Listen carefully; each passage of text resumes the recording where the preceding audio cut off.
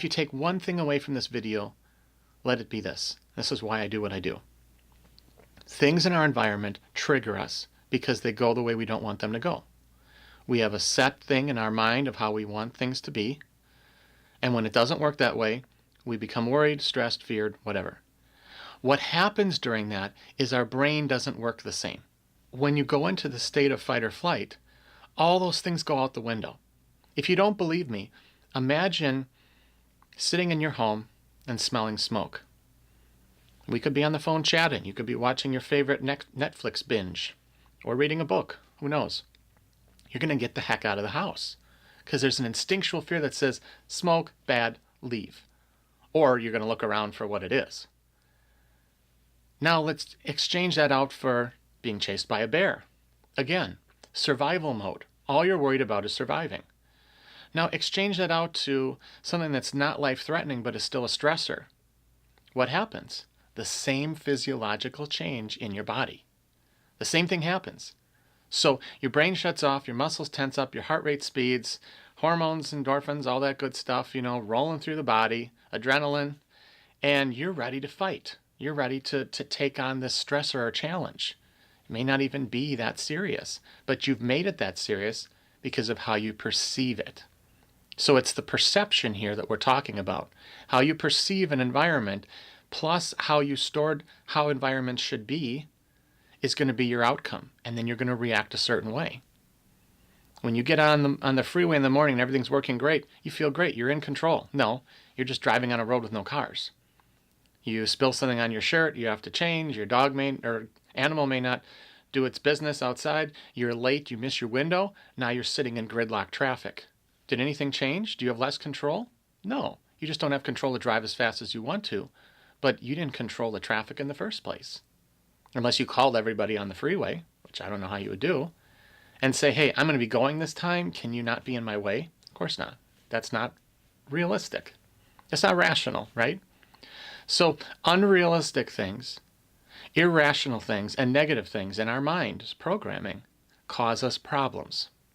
So when somebody tells you to snap out of it, get over it, let it be, let it rain, let it grow, let it be whatever, you're not going to be able to pull out of that because your brain's already locked in that there's a problem mode.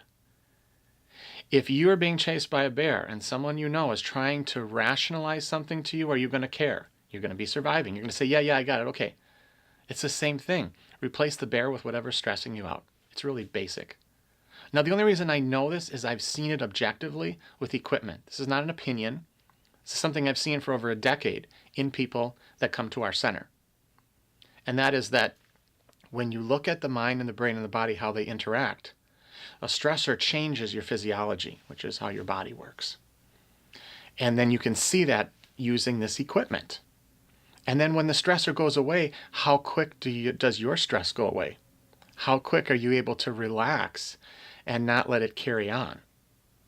And then when you're asked to relax, are you able to relax? And after you're done doing all that and you're just sitting there again, do you go back to your old pattern that you came in with? Or did something you learned stick? This is what we present on. This is what our field is about, called psychophysiology. We're all about helping people get to the point where they understand their starting point. Kind of like a GPS system, It has to find where you are. It has to triangulate you. The satellites in the sky have to know where you are. If you compare that to how most of us live, which is MapQuest or Google Maps these days, and that is punch in wherever you want to pretend you are, and punch in where you want to pretend you want to end up, and that's your directions. But the GPS says, no, I want to know where we're really starting at because this is for real. Well, life is for real, and we're all pretending that we're on the computer typing in fictitious things like, we're okay, life is good, just look at my Facebook page, everything's great, right? It's not.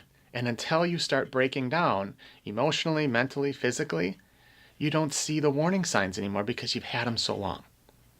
Inability to communicate well. It's a stressor. Inability to sleep and focus and concentrate. It's stress. Not always, but most of the time. Look at the stats for how many people have mental health related days or sicknesses or illnesses. And a lot of it comes back to stress and anxiety. But in our society, we're taught to just brush it under the rug. Don't worry about it. But that's not enough anymore if you truly want to be happy, healthy, or more productive.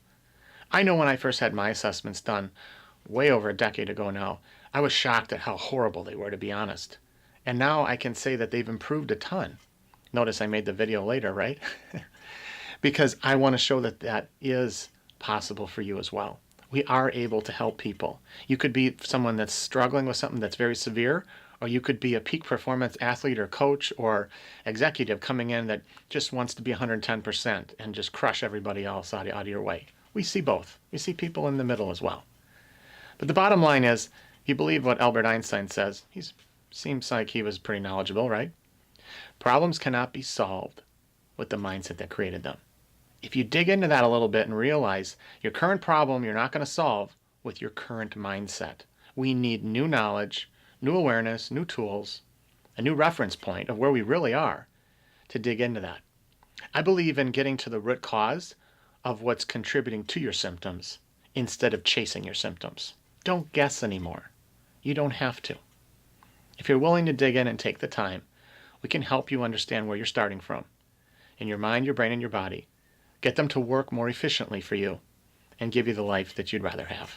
I'm Kyle Ferroli, and I look forward to meeting you whether it's on a stage at one of my keynotes, in the books and the videos, or at our center.